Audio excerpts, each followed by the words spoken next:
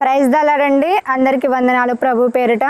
ఈ వాక్యం చూస్తున్న ప్రియ దేవుని జనాంగమా, ప్రభుని తెలుసుకొని నీవు, ప్రభుని వెంబడిస్తున్న నీవు ఏ మందిరానికి వెళ్ళకుండా, ప్రభుని ఆరాధించకుండా,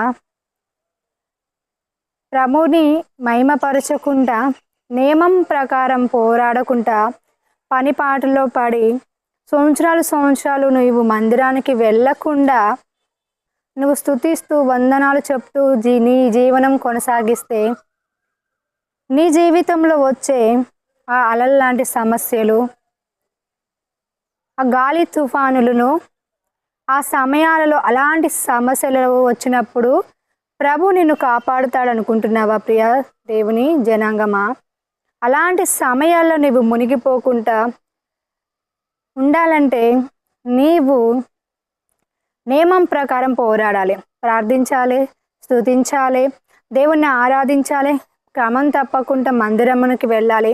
దేవుని భక్తిని దేవుడు ఏర్పరిచిన నియమంలో నువ్వు చేసినప్పుడు నీ జీవితంలో సముద్రంలో మునిగిపోయి అలలు వచ్చినా కూడా అలల్లో నిన్ను దేవుడు కాపాడగలుగుతారు.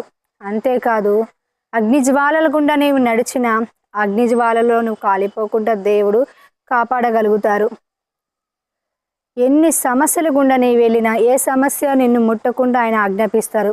అలా కాకుండా నీవు ప్రభుని తెలుసుకొని నియమం ప్రకారం పోరాడకుండా ప్రభుని మాత్రమే తెలుసుకొని నీవు నీ పనిపాటలో నీ జీవనం కొనసాగిస్తే అలాంటి సమస్యలో నీవు కీడును ఎదుర్కోవాల్సి వస్తుంది ప్రియ దేవుడి బిడ్డ.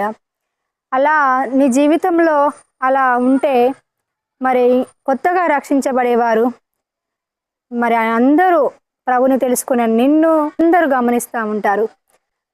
అలాంటి సమయంలో నీవు నీ చుట్టూ కొత్తగా రక్షించబడేవారు ప్రభులోకి రాగలుగుతారా? ఒకసారి ఆలోచించు. నీవు ఇకనైనా ప్రభు మార్గంలో నియమం ప్రకారం పోరాడాలని నేను ఆశిస్తున్నాను.